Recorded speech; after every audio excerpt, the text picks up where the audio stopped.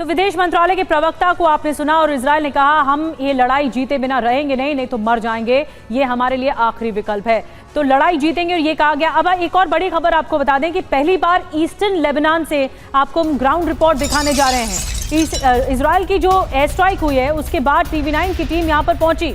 2006 के बाद पहली बार इन इलाकों में ये हमला हुआ है। हिजबुल्लाह के ठिकाने बदलने के बाद ये हमला किया गया है। यहीं से आपको रिपोर्ट दिखाते हैं। हम इलाकों में जो अब आए हैं, खासतौर पे ईस्ट लेबनान के इलाकों में, हम ये भी दिखा रहे हैं कि आखिरकार 2006 के बाद आखिरकार ऐसा क्या हुआ कि इजराइल को इन इलाकों को टारगेट करना पड़ा। इजराइल का मानना ये है कि उसने हिजबुल्लाह ने अपने कई इलाके साउथ लेबनान से छोड़ दिए और जब वो अब लगातार इजराइल पर अटैक कर रहा है वो इन्हीं ईस्ट इलाकों से कर रहा है या फिर दूसरी पॉपुलेशन वाले इलाके यानी जहाँ पे क्रिश्चियंस बहुत रहते हैं, जहाँ पे द्रूज बहुत रहते हैं, उन इलाकों से कर रहा है। इसी वजह से इजराइल ने भी अपनी स्ट्रैटेजीज में बड़े बदलाव किए हैं और अगर आप देखें इन जगहों के ऊपर बड़े अटैक्स इनिशिएट किए गए थे, बहुत बड़े अटैक थे।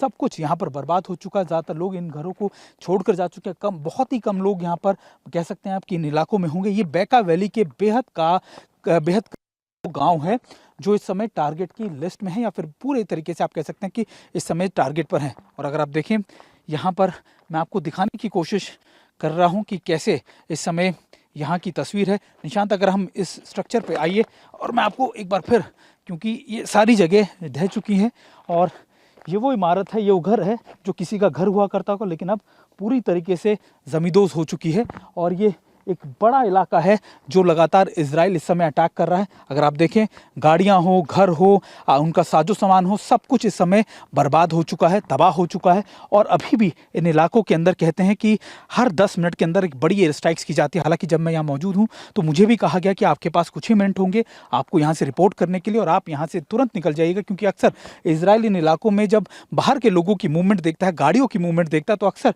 उसे लगता है कि या तो एम्बुलेंस की उसमें या फिर प्रेस की गाड़ियों में हिजबुल्लाह ट्रैवल करता है और इन इलाकों में रेकी करता है, इलाकों में अपने कमांड कंट्रोल सेंटर को रिवाइव करता है। इसीलिए इजराइल अक्सर दोबारा से इन इलाकों के अंदर अटैक कर देता है। तो ये तस्वीरें मैं आपको दिखा रहा था और आपको समझाने की कोशिश कर रहा हूँ कि कितने संवेदनशील इलाके में इस समय मौजूद है और ये इलाका कितना इंपॉर्टेंट है, क्योंकि 2006 के बाद अब लगातार इजराइल उन इलाकों को भी टारगेट कर रहा है जो अब तक आप कहते हैं कि हिजबुल्लाह का गढ़ नहीं थे या फिर इजराइल को लगता था कि अब हिजबुल्लाह उन इलाकों के अंदर घुसपैठ कर उस पर अटैक कर सकता है।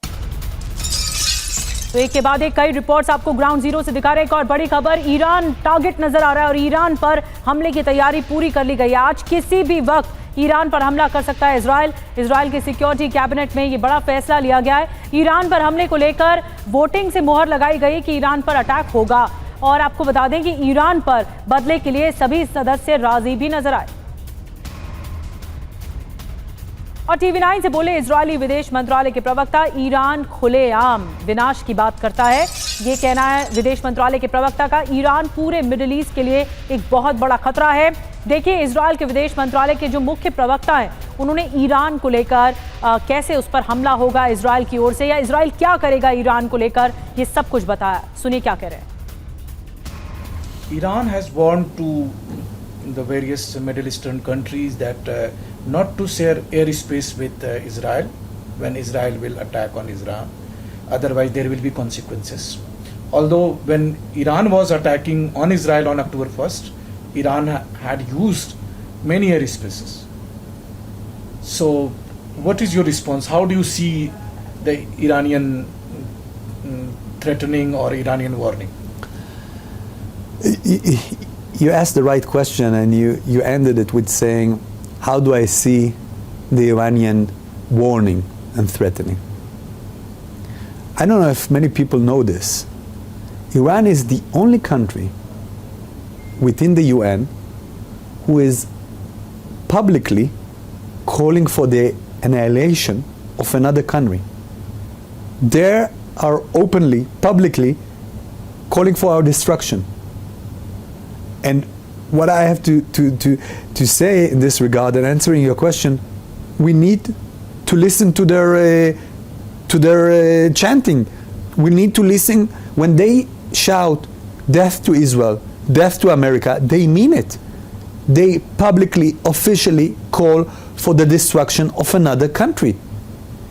And this regime, it's not only a menace and a threat to Israel.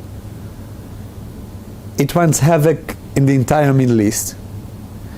Look what they did to Lebanon with their radical terrorist ideology. They kidnapped Lebanon through this vessel of Hezbollah, doing the same with the Houthis, projecting war, violence, and terror throughout the Middle East, but not only in the Middle East.